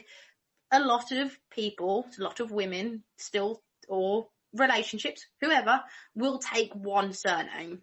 I did it, Charlie did it, Mrs. O'Connell did it. There's usually there's a pattern which is followed. But obviously, how can you have a queen who is of the House of Windsor? How can she become a Mountbatten? The house cannot become the House of Mountbatten. And this was a discussion that needed to be had. As we know, as we've said, Philip had his moments of, frustration, I'm sure, in all of this. Because he does write in one of his biographies that was done of him, he once privately complained, I am nothing but a bloody amoeba. I am the only man in the country not allowed to give his name to his own children. Which obviously is different now. But at that time, in the 40s and the 50s, that's very important for, to pass on the family name and what have you. So eventually, in 1960, a decision is made by the Privy Council ensuring that Mountbatten Windsor would be the surname of Elizabeth and Philip's male line descendants. But the royal house itself would still stay as the House of Windsor. So a bit of a compromise there, which is what every relationship's about at the end of the day, a bit of compromise. Obviously, as I've tried to briefly, I'll have to come back a little bit. Philip has been there throughout so many key moments of Elizabeth's life, and one of those ones being the death of her father in 1952. They were in Kenya at the time at the Sagana Lodge. The King George had actually waved them off at the airport, and that was the last time he was seen in public. He was found, unfortunately, passed away in his bed 6 days later. But they had gone to Kenya on the way to doing a trip to Australia and New Zealand. And it was actually Prince Philip who broke the news to Elizabeth, who was just 25 years old. And, we've all lost people close to us. But to think at 25 years old, not only are you dealing with the loss of your father at a young age, he was only 56, but also to be dealing in the same thread that you are now the monarch of a nation. That must have been an absolutely just completely overwhelming moment for her. And I really think there's things that we won't ever know about, how much of a support he would have been at that time, how vital he would have been to her at that time, leaving Kenya, coming back to the UK. As Charlie said, their roles have now changed. He's now the consort. But privately, what must those moments have been like for the two of them together? As we said, Elizabeth ascends to the throne, and we obviously have the coronation in June 1953. And I know that Charlie's referenced it as well as being her liege man of life and limb. And we know that that's what's said as the nobility, but he is the first in line to say that as her husband. And if you watch the footage, and he kisses her cheek as well after he rises and just kiss, and it just seemed like such a moment of great fanfare, but just such that tender moment, in that tiny tender moment in that whole grand gesture. Just breathe, Beth, breathe. I love it all so much. I can't take it anymore, Beth. I can't take it. Beth and Charlie and me and Zach are going to yak in a minute, but everybody else in the room is completely and utterly smitten with this. I love it. Okay, so obviously as well, ascending to the throne means that Elizabeth takes on royal duties that she has spent years of her life preparing for. Yes, obviously it had been her uncle who was supposed to be the monarch, but when the abdication happened, thank you for that demonstration, Alex. But when the abdication happens, her father and herself are thrust into this life of, you are now the head of state, and she's had to be tutored and her life has changed, but she's been preparing for it. Philip has to adjust to the role of being his wife's consort. Even just little things like, if you go back, I didn't notice this until I read this and then went back and looked at it, but he walks a few steps behind her when they're on public engagements together, because he is the consort, which I didn't realise until I then actually went and watched some footage and went, hang on, yeah, he is. He's walking behind her. And this would have been a culture shock. He did admit later on in life, he said, I thought I was going to have a career in the Navy, but it became obvious there was no hope. There was no choice. It just happened. You have to make compromises. That's life. I accepted it. So, and obviously Charlie has talked about his role as a consort, so I don't really need to do that. But so I'm just going to try and start to bring everything together, this 73 years of marriage. It's the longest of any British sovereign, surpassing that of George III and Queen Charlotte by more than 13 years. Lord Charteris, who was a private secretary to the Queen at one point in her life, once said, Prince Philip is the only man in the world who treats the Queen simply as another human being. He's the only man who can. Strange as it may seem, I believe she values that. And the Queen and Prince Philip have had a relationship that stood the test of time. A relationship filled with love and devotion. Side by side, they've travelled all over the world, from Australia to America, Africa, India, flying the flag for the Commonwealth. They've shared total commitment to their duties and service, and they've always had each other to lighten the burden of public life with a little bit of laughter. Nothing tickled them more than a ceremonial mishap, and it's so lovely to watch footage of them together and giggling at something that's gone wrong. In private, he had pet names for her. He called her Lilibet, which was obviously one of her famous nicknames from her childhood, and he called her Darling, or even Sausage as well.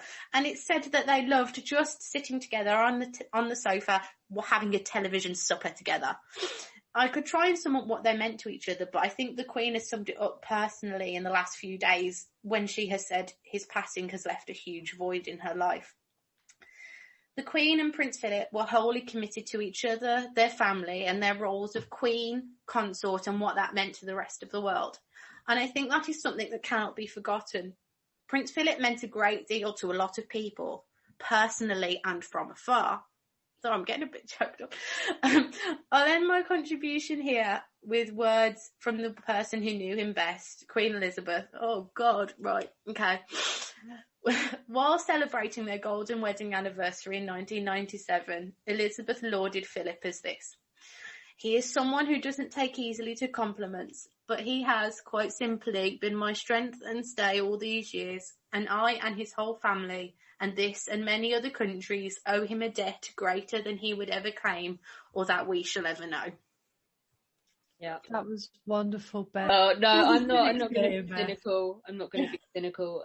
I think he really has. Can you imagine knowing someone for 80 years and then being your everything for 75 years, and then one day they're not there anymore? And but apparently, like, everything at the end was make sure they don't push her too hard, look after your mother, and his instructions leaving to Charles. And I know Clive will talk about this later on, because Clive and I were talking before you lot got here about, I think he would have been pleased that when he did leave us, he was still fully of sound mind and able to tee everything up. There was no mental decline. So there was a way in which everything from the funeral down to how he wants them to look after her now and make sure that she's okay is just, he really did. When he decided it wasn't about him and about his naval career and everything. And don't get me wrong, anyone who's got grandparents knows that by the time you get to 50 years, you do each other's heads in. I mean, you literally want to throttle each other sometimes. So yes, it is like a Disney film, Beth, but also as well, this is 73 years of hard work at a marriage as well, in challenging conditions. And are you all right, Beth? No. Reminds me of my own grandma and granddad. That's incredible. Do you think, I mean, listening to the story, you just can't help but feel the parallels and the future echoes, that making them wait before they got married? Do you think it was almost giving Philip an out if he wanted an out? Because you're not just getting married to a girl here. Yes. You're getting married to an entire country, and all the scrutiny and all the responsibility and everything. We're at Bertie now. We're in my wheelhouse, and he wanted to make sure that whoever was taking up the mantle of looking after his baby Lilibet was going to do it right.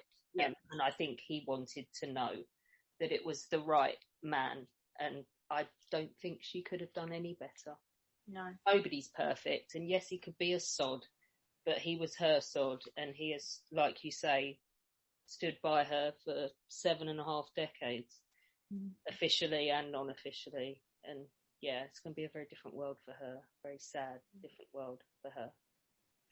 Right, okay, we're going to replenish our glasses, give Beth a chance to compose herself, and Charlie. And actually, I think Merrin's pretty much ready to go as well at one point there with the last quote.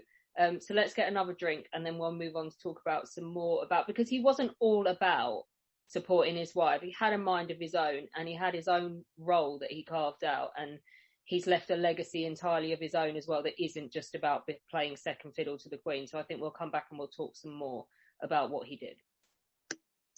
Okay, we're back. We have more drinks. We've been quite civilised for us, actually, because this is a wake. But I like to think I feel like we're adding a new layer to his personality with every person we talk to. So who do you want to go to next, Charlie? Okay. Who should we go to next? Well, I was thinking we'd go one way. Let's go up a little bit after the emotion of Beth. Let's have some humour. Do you want some comic relief? A little bit of comic relief in there. Should we go to Mr. Clive O'Connell and see what he's got for us? Because Prince Philip was famed for the hilarity of his comments. Sometimes it's because they were inappropriate, which, let's be honest, if you're 99 years old, some of the stuff you come out with is going to be outdated and it's going to make your relatives cringe. And I don't think there was ever any meanness or vindictive or underlying prejudice behind it. It's just who he was. And at 99, I think you should be able to say whatever the hell you want. I think arguably once you get past 70, I think people have to make allowances for the fact that you're just old and you can say what you want. So that's nearly 3 decades of Prince Philip at his finest. Clive, who is, do you know what I do want to say? Clive is a rampant lefty and an anti-monarchist, but he's really gone into the spirit. He said he's completely destroyed his street cred by coming on tonight, but he wanted to sort of remember Prince Philip as well. So he's put his Republican tendencies to one side to be with us tonight, haven't you, Clive? Well, can I just say that I think 70 is a bit of a harsh cut-off date. Can we bring it down 7 years so I can say what the hell I want? Sure, that's what you Special dispensation. Okay. Right, can I start with a disclaimer? I'm not a royalist. That said, my republicanism is not born out of malice towards any individuals, but out of a disagreement with the institution. Therefore, please do not take what I have to say as a personal attack on a man who has died and whose family mourn his passing, nor as an endorsement of the system. In his tribute to his grandfather, Prince Harry said that Prince Philip was a master of the barbecue, legend of the banter, and cheeky right to the end. I don't propose to dwell on his culinary talents, but instead to look at his banter and cheekiness that is to some demonstrated as a magnificent sense of humour, and to others was bants, or gaffs, or rudeness, and sometimes misogyny, sexism, and even racism, or just plain nasty. I will not judge. I will leave the judgment to you, the listener, or to God. I will give you examples of the wit, or proneness to placing his foot firmly in his mouth, and leave you to decide whether to laugh or to stand aghast in horror, or both. Now, of course, we have no idea of how Prince Philip spoke. He was born but lived very briefly in Greece, went to Denmark and then to school in Germany before moving to Scotland to complete his education and joined the Navy and sailed all over the place before returning to London, Windsor, Norfolk and Scotland, as well as travelling again all over the place. So I suspect that it is reasonable to suppose that he spoke with a Cockney accent. Alina, with her MLE, multicultural London English accent, tells me with my slight RP, received pronunciation accent, that I can't do Cockney. I will try my best. I had thought of breaking my selected quotations down into categories based upon the people, places or ideas that Prince Philip chose to insult. A good number, however, cross over into so many different categories that I suspect it is as well to throw it all out there in some random order. So here goes. On marriage. When a man opens a car door for his wife, it's either a new car or a new wife. His family were not immune. On the Duke and Duchess of York's house in Sunninghill Park, it looks like a tart's bedroom. To a 24-year-old woman who informed him that she worked in a nightclub. Oh, what? A strip club? To a mayor who used a mobility scooter. Have you run over anybody? On British women. British women can't cook. Showing how in touch he was at a time of recession. Everybody was saying we must have more leisure. Now they are complaining they're unemployed. In touch with the plight of a Caribbean hospital worker. You have mosquitoes. I have the press. Charming his hosts in China. If it has 4 legs and it's not a chair, has wings and it's not an aeroplane, or swims and it's not a submarine, the Cantonese will eat it. To a Briton in Budapest. You can't have been here that long. You haven't got a pot belly. To a British student in Papua New Guinea. You managed not to get eaten then? To a Cayman Islander. Aren't most of you descended from pirates? To a Kenyan woman bearing a gift. You are a woman, aren't you? To the President of Nigeria who appeared in national dress. You look like you're ready for bed. To a Filipino nurse in Luton. The Philippines must be half empty, as you're all here running the NHS. To the multi-ethnic dance group Diversity. Are you all one family? To Malala Yousafzai, Nobel laureate who survived a Taliban assassination attempt for campaigning for female education. Children go to school because their parents don't want them in the ass. To deaf people standing close to a steel band. Deaf? If you're near there, no wonder you're deaf. Dead to a kid who wanted to be an astronaut. Well, you'll never fly in it. You're too fat to be an astronaut. To German Chancellor Kohl, forgetting that there had been a constitutional change in 1945. Willkommen, Herr Reichschancellor, about Scots people to a Scottish driving instructor. How do you keep the natives off the booze long enough to get them through the test? And finally, although spoken some years ago, a prescient statement. I just wondered what it would be like to be reincarnated as an animal whose species had been so reduced in numbers that it was in danger of extinction. What would its feelings be? Feelings towards the human species whose population explosion has denied it somewhere to exist. I must confess that I'm tempted to ask for reincarnation as a particularly deadly virus. There are many others, but my abilities to hold this accent any longer is at an end. So there you have it, a man of infinite wit, a product of a bygone age, or a man out of touch. I'll let you decide. Definitely a product of a bygone age. I think we can all appreciate that. There must have, we've talked about how many decades they were together. There must have been, a wife has always got that look for her husband that says, shut up. You know, that thing you do that I hate with you right now. She must have many of those looks that were reserved for moments when he put his foot in it like that. But didn't he reserve most of his most spectacular efforts for when he was on his own? Yeah, I think so. Yeah, off the leash.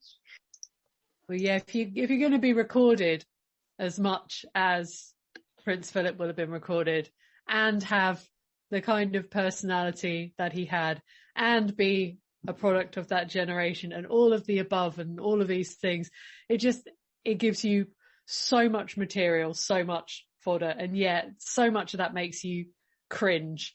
But it's nothing. I'm going to hold my hands up. It's nothing my grandparents wouldn't have said. You cringe, and it's meant in. It sounds awful to say, but it's always meant in a nice way. Or do you know what I think? Malice. Well, if it was remotely vindictive, would it not be aimed at one or a couple of groups? It's everyone. Yes.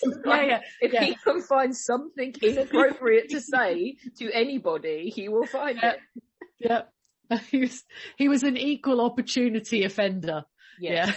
Yeah. Is what we're saying. No, I think, like you say, a product of a bygone age, and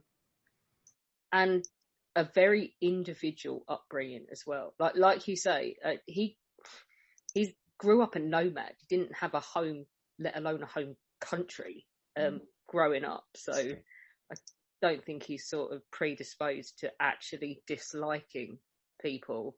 But my God, could he put his foot in it? Merrin, someone who does PR, would you have wanted to be in charge of Prince Philip? Not particularly, no. Not unless you were equipped with a cattle prod. Oh my goodness. Salary to match it. Can you imagine if Prince Philip had Twitter? There were some parody accounts, but yeah, that would have been fun. But I imagine his response was, fuck Twitter, which I'd think less of him if it wasn't, to be honest. Should we talk about some more about serious stuff, about his legacy? We mentioned, didn't we, before the break, about the amount of work he did in his own name, as well as supporting the Queen. So should we go to Zach? Yes, good idea. So we have heard a lot tonight about the complexity of the Duke of Edinburgh's life and legacy, from his war service to his international engagements, popular perceptions of him, and even his Cockney accent. I mean, who knew that he hid it so well? I know some of our listeners may not be fans of the royal family and may even have reservations about the purpose that they serve. That's a debate for another day and another podcast. But this evening, I want to dwell on what is unquestionably the single greatest area within which the royals, and the Duke of Edinburgh in particular, do immeasurable good: their charity work. Prince Philip was involved in 992 charitable organisations over the course of his life. That's literally 10 charities for every year that he lived. He made, as we've heard already, more than 22,000 solo public appearances in support of charities and causes, raising their profile and bringing increased media attention to their work. You could even make the argument that Philip coming out with a gaff at an event for a charity that you ran was actually a blessing in disguise, because it would mean that your cause was plastered over the next 24 hours of news headlines. I'm not going to sit here and list all of the organisations that he was involved in, but I do want to dwell on a few which he was particularly active in and which reflect the diversity of his interests. Firstly, on the international stage, Philip didn't confine himself to initiatives in the UK. He took a global approach, not just being interested in the affairs of the Commonwealth, but also showing a concern for the degradation of the environment long before it was a mainstream concern. In 1961, he founded the WWF, or World Wildlife Fund, as it was known then, later renamed Worldwide Fund for Nature, with Prince Bernhard of the Netherlands, a man who he felt particular affinity to, because Bernhard was also a Prince Consort. Philip served as president of the UK branch of the WWF, and then served as international president between 81 and 96, at which point he became president emeritus. Active in over 100 countries, the WWF helps to protect endangered species, restore damaged habitats, and encourage sustainable methods of agriculture and fishing. Boasting 5 million supporters worldwide, its work has obviously become vital due to the growing awareness of the climate emergency, and it plays a key role in working with governments to help facilitate a greener future. To have had that vision 60 years ago and to start doing something about it back then is pretty remarkable. And the reason, in part, not by no means exclusively, but in part for the WWF's success, is the fact that it had people like Philip flying the flag way, way back at a time when nobody was really talking actively about environmental issues, apart from maybe David Attenborough. We don't know the cause of the Duke's death, though we did hear that he had a heart procedure a few weeks before he died, and it's kind of apt, therefore, that he was also a patron of the British Heart Foundation for 59 years. In that capacity, he was involved in fundraising and attending events and opening ceremonies, again, raising the organisation's profile. He had also been a patron of Book Aid since 1966, something which I think most people in the room have probably known of and felt very fondly about for a long time, the charity that supports book donations in developing countries to help with encouraging reading and fostering education in the process, using it ultimately as a potential route out of poverty. A similar commitment to young people was visible in his patronage of Plan International, an organisation which also uses education as a way of improving the life chances of children growing up in poverty in the developing world and protecting them from abuse. But what he is perhaps most famous for is his role in establishing the Duke of Edinburgh Award Scheme, or D of E. Set up in 1956 by the Prince and named obviously after him, today there are around 300,000 people doing the D of E scheme around the world at any one time. What does it do? Well, Philip had an interesting way of describing it. The scheme is not a cure, it's a preventative. Once you have got a soccer hooligan, you've got a soccer hooligan, and someone is going to have to try and cure him of that. The purpose of the scheme is basically to try and catch people while they are moderately civilised still, and keep them that way. Setting aside everyone's disappointment that I didn't attempt to do that in a Cockney accent, but then nobody can do it as well as Clive, and setting aside the fact that many of us apparently are only moderately civilised, the D of E was a demonstration of the Duke's commitment to supporting young people. Open to 14 to 24-year-olds, the scheme revolves around a series of challenges that promote supporting the community environment, developing skills and training for and completing an expedition. It's an awful phrase, but essentially it was, and still is, about character building, going into schools, equipping young people with skills that they could use throughout their life. Literally millions of people have participated and benefited from it over the years. There are also, amongst a whole multitude of armed forces, charities, a number of unusual organisations on the list that Philip supported. The Cartoon Museum, the Debating Club, the Speculative Society, and the Royal Guild of St Sebastian in Bruges. Ultimately, though, whatever you think about Philip, it's difficult to ignore the fact that he was a man with an obvious dedication and genuine passion for public service. If one of the measures by which we judge our lives is on whether we did what was reasonably within our means to make the world a better place, then no doubt the Duke of Edinburgh's was a life well lived. Absolutely. Well done. And thank you, Zach. Do you know what I love as well? Because I can say this without feeling bad, because knowing that any charity that got recognition or any kind of endorsement from him would have done really well for themselves. And that makes me happy. But I really hope that it got down to some point about the fact that, like, they had a really good bar, or it was always a good night out to go and hang with them. Some of those lesser known ones. I hope there were some motivations in there that would have made us smile. But they really were spread across, weren't they? And I think that was probably just a fraction of the ones that he was actually asked to get involved in as well, because it is relentless, the amount of people that want a piece of you when you're in his position. Charlie, what do you make of his charitable efforts? Obviously the D of E is something that he will be remembered for ages, even though it still gives me a little bit of a cold shudder being not a very athletic child. It was, shall we say, not for me. But Charles gets a lot of credit for his environmental work and his environmental stance and his activism. But it's remarkable when you actually take it back and realise it was his father. It was the Duke of Edinburgh who really supported the WWF. And I get confused every time because I always think you're talking about the wrestling. But no, I know a few kids who have done that. The WWF is the one with the panda on the logo.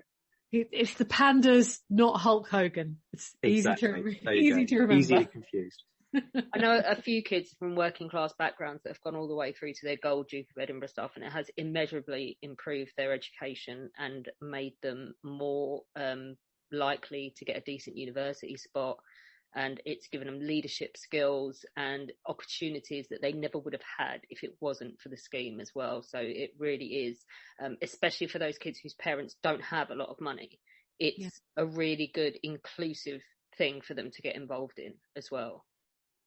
And it's the new experiences element. I mean, I see people on social media who post about, they went to certain places that they only went to for the first time and they only discovered because they went there on a D&V expedition. And it was about giving people that opportunity because, like you say, not everybody had that. And yes, okay, I used the reference of soccer hooligans and so on, but it was about reaching people who wouldn't have had those life chances and hopefully kind of changing their perception of the world in the process. It's the idea that young people, the youth, don't have anything to do and there's nothing provided for them, so they get into trouble. And it's an old-fashioned sentiment, but it does make sense. The idea that it gave them purpose and something to do, and that's what he was talking about, was getting kids involved and giving them opportunities. So. Absolutely. And we've had a chuckle with Clive about some of the nonsense he came out with. But I think we should finish with Merrin, because Merrin's going to talk about the way that we've perceived him as a country and as a nation, as people, in all that he's been doing and how well she thinks we understood him, I think. So Merrin, where do you go with this? Where do we go with this? Well, let's start by going to the other side of the world. It is a popular misconception that cargo cult tribes of Vanuatu worship Prince Philip as an everlasting god or a deity. The tabloid shorthand conveyed a sense of meaning, awe and respect, but not the truth. The truth is, the villagers of Yakel and Yuananan believe that Philip was born on the island of Tanna, that a great spirit inhabited his body, and that he left just before the Second World War to seek his fortune, travelling far and wide until he met, wooed, and wed a most powerful woman. Quite simply, he is one of them, but he is above them all. That is their perception of the prince. The media's perception of the prince has always been a little bit more ambivalent, and so too has ours. Things started well enough. The Crown's depiction of royal reporters and photographers being deferential. The news of his father-in-law's passing is probably not that far from the truth. At the outset, a story was a story, but to some degree, reportage and respect still went hand in hand as far as the monarchy went.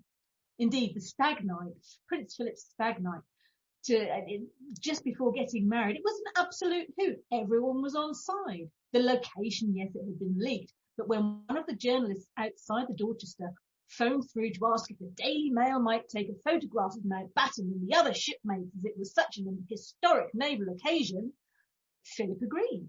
He even took one of the photographer's cameras, pushed them all onto a settee and insisted on taking a great photograph. "You've had your fun," he said. "Now let me have a go." There was an instant rapport. However, for almost a decade afterwards, there was an undercurrent of uncertainty as to how the broadsheets and the red tops should position the husband of the Queen. This was all new to him, to her, to us, to the media, to the family, and to the concept of monarchy itself. "People used to come to me and ask me what to do," said Philip. "After the coronation, everything changed. If I asked someone, 'What do you expect me to do?' they just looked blank." On a tour of Australia, he met a man who introduced his wife as a doctor of philosophy. "She's far more important than I am," he told Philip. "Yes," Philip replied, "we have that trouble in our family too." What didn't help was that for almost 10 years after the coronation, Debrett still referred to him as a prince, while Burke's peerage did not. And Fleet Street was keen to run with uncertainty. After all, uncertainty gives editors immense room for manoeuvre. Philip was revered and then reviled, castigated on one page and congratulated on the next, mocked, managed, and made to look guilty of being human. He was treated with both suspicion and respect, an intrinsically difficult combination. The man was incredibly competent and his service record stood for itself. But was he really a good man? He revolutionised the relationship between media and monarchy. He pushed the royal family. He had to push the royal family into the modern age by embracing television and modern media. As the chair of the committee organising his wife's coronation, and there's something you don't say every day, he overruled the very stern views of the then Prime Minister Churchill and the Archbishop of Canterbury, Geoffrey Fisher, who was certain this heinous technology television would destroy the majesty of the occasion.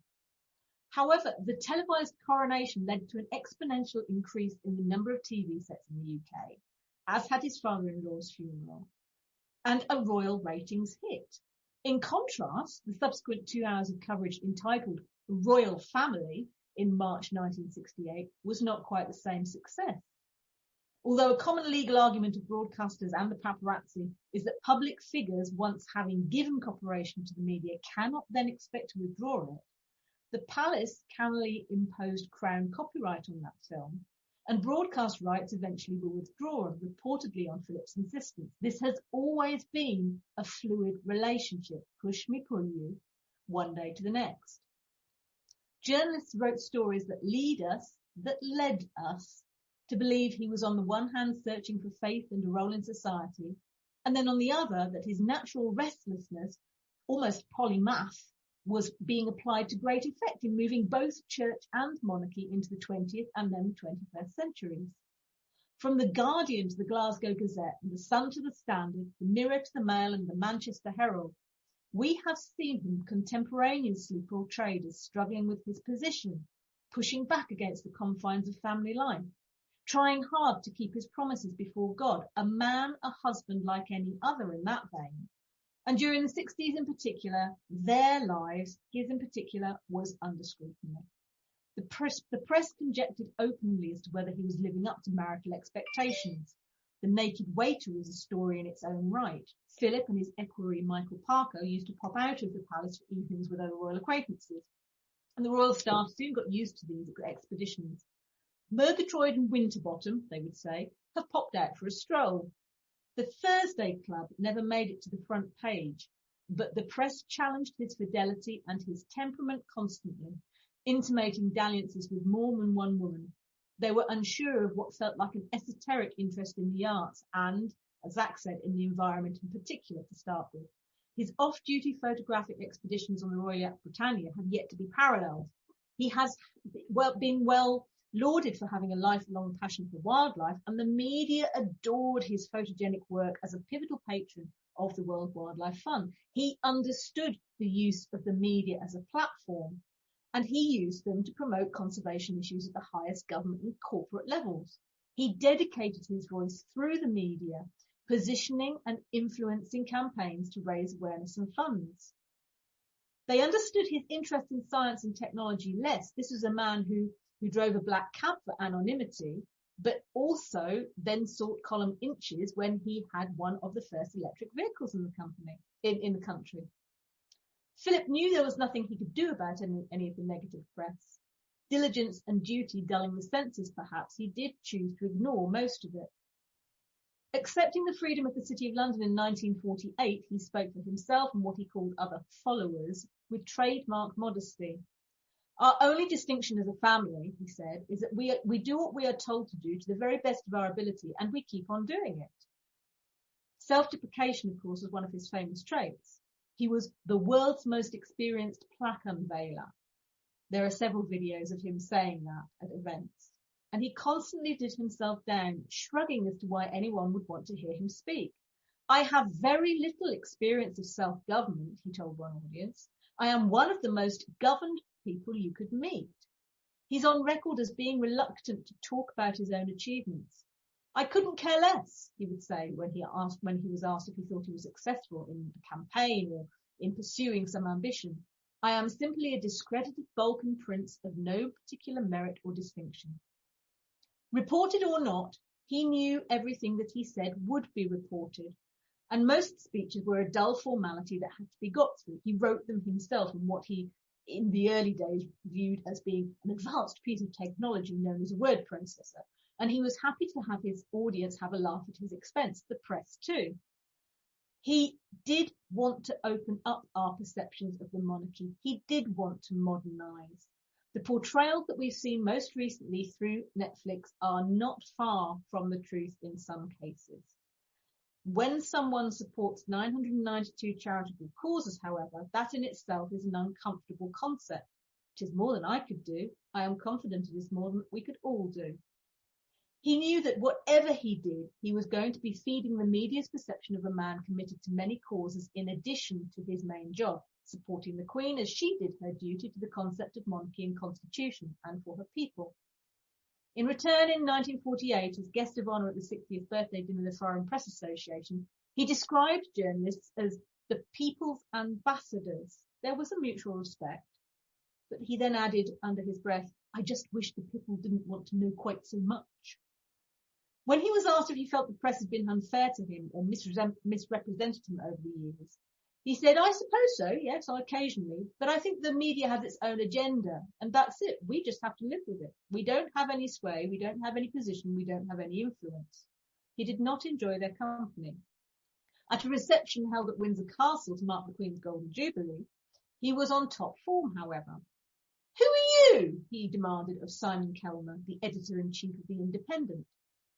I'm Simon Kellner. I'm the editor-in-chief of The Independent, was the reply. What are you doing here? Said the Duke. You invited me, came Kellner's reply. Philip looked at his aide and said, you didn't have to come, did you? The media have turned us into a soap opera, he grumbled, referring to them on more than one occasion as the reptiles, capital T, capital R. And at a parliamentary press gallery event as a guest of honour in 1956, he was asked for his views on journalists in general. He said, it is very tempting to give you my views on journalists in general, but I think I had better wait until I get a bit older. And then, conversely, two photographers out scouting for better locations around Balmoral in the late 60s were rather surprised to see a familiar Land Rover approaching them. The window wound down. Are you guys off duty? Philip asked, mistaking two photographers for policemen. Can you help me launch the boat? The boat was on a trailer behind the Land Rover. They agreed, but they made sure the Duke was aware that they were sun photographers. He didn't worry. He didn't bat an eyelid. He said, righto. They helped him get the boat into the water. And then a couple of minutes later, Philip called from the boat, I'll get some fish in a while. Do you want to hang around and get some shots of me pulling them out of the water? He played the game. He understood the game was to be played, and he did play it well. He understood what it meant to be keeping up appearances all the time.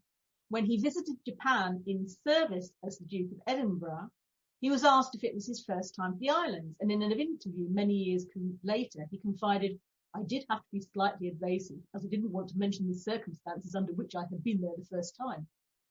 In one breath, the press showed him to be crude, rude, pompous, and rude, a man who didn't care about offending the PC Brigade.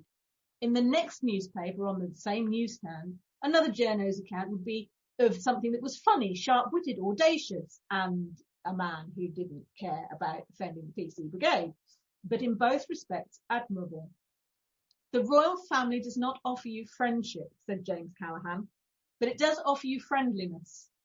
And no matter which reporter you talked to or which gaff was being reported in a Cockney accent or otherwise, there was always respect. In their bylines, they may have taken differing views, warp and weft of salacious stories, Witcher aside. But in pursuit of readership numbers, they agreed no one could have stood by the Queen's side better equipped in mind and heart and disposition to be her counsellor and consort. This was a man born into an unstable family life and yet destined to become a stable point in his wife's role and remit. He was the stable companion that perhaps we all need. Indeed, later in life, he told the press that his main job was to support Elizabeth in her role as monarch. He adjusted to a role that involved shaping the firm, nurturing it as a dynamic, involved and responsive institution that could and would and should address itself to some of the problems of contemporary British society. He made that role his own, and he encouraged his family to adapt. Much has been made of the fact that Philip will not travel in a hearse, but in a Land Rover, a British legend, an icon modified to a unique design. The TD5 130 chassis cab with an open top rear section even, will carry the Duke's coffin as per his explicit specifications. What is not reported quite so much is the fact that the Earl Mountbatten of Burma's coffin was also conveyed from a funeral at an abbey in a Land Rover. They look very similar, those two vehicles. Adaptation in pursuit of fulfilment of specific duty with humility. Fleet Street has a bottom drawer of obituaries to hand to the great and the good, the rogues and the royals. Those narratives are added to and amended as time goes by. The media, too, adapts. Mourning in Vanuatu lasts 101 days. It is likely they will transfer veneration to Prince Charles, who visited in 2018 and did meet with some of the tribal leaders. While they may not be watching the funeral take place, there is no doubt the elders will be kept abreast of the ceremony at some point with photographs and copious press coverage of the event. Those photographs will show a cluster of medals that have been sewn to velvet pillows, chosen by Philip to honour his own service and service record. In order, as the most common 17 were pinned to his left breast. They started with the Croix de Guerre with Palm, 1948, which was given to a man who fought with the Allies against Axis nations during the Second World War. But they culminate with the recognition of a life spent in devotion to a country and as a consort with the Queen's Service Order. Motifs, symbols and talismans, all signs of a life led in duty and service. It will take time before the villagers in Vanuatu find a sign that confirms how their perceptions should change now and in whom their sense of kinship should reside. However, they are resolute that Philip's spirit and legacy lives on. And as a funeral takes place and the family grieves, the unfortunate reality is that we are all living our lives through the modern lens of social media, snippets from BuzzFeed for insights into other people's lives, and we entertain ourselves in DMs and chat forums and sidebars of shame. We will be watching funeral events unfold through the same medium that Philip himself championed at his wife's coronation. But in line with his wishes, his funeral will be televised by modern royal standards as minimally as possible. It is telling, perhaps, that over 8 decades he went from not being able to get enough airtime to not wanting any. The more exposed the monarchy has become, perhaps the more valuable their privacy is. Philip understood the need for change when he took on the role. Society is changing and the royal family has changed. Philip was also a man who spent his whole life adapting that life to public service and to serve as liege man of life and limb. I like to think that it is not simply a period now in which we will mourn the member of the royal family who has died through the action of commemoration made possible by that media, but it is also a time to look back at all the key events in his life and to think about where we and our families have been at some of those key moments. Unfortunately, while monarchy does symbolise everlasting permanence, monarchy cannot guarantee immortality. But he will never be forgotten, and I do hope that the media allows him to rest in peace. Well done, Merrin. Applause from around the room. What a way to finish, Charlie. Oh, that was just beautiful. Thank you so much, Merrin. Charlie's like, that's exactly what I wanted. It's so, no, I think that, you know, how we perceive any public figure is subject to what's a great story, what sells the newspaper, and what keeps people interested. And Philip has been around for so long. It did feel like he would never not be here.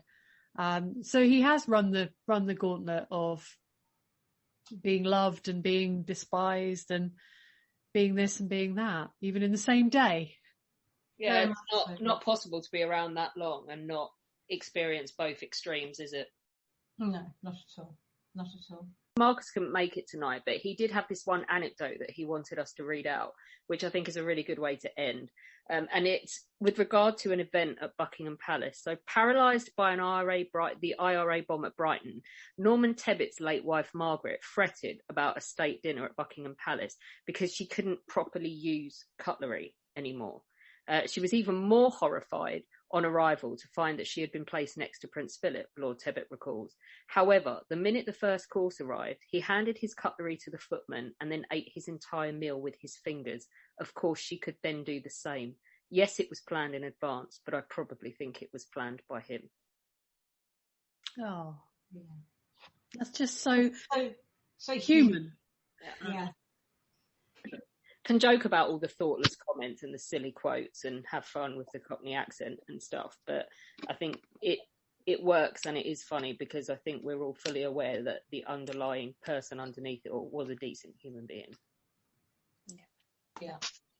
Guys, thank you so much for joining us tonight. And Charlie, thank you so much for all of this organisation. I feel like we've rounded out a figure that there's been a lot of coverage in the last few days. It's been relentless, actually, and I feel like we've done something different, which I'm really pleased with, so thank you very much. We will be back with Down the Pub and we will be debating the greatest speech in history. There's already a fun fight about having what for that one, so do join us for that.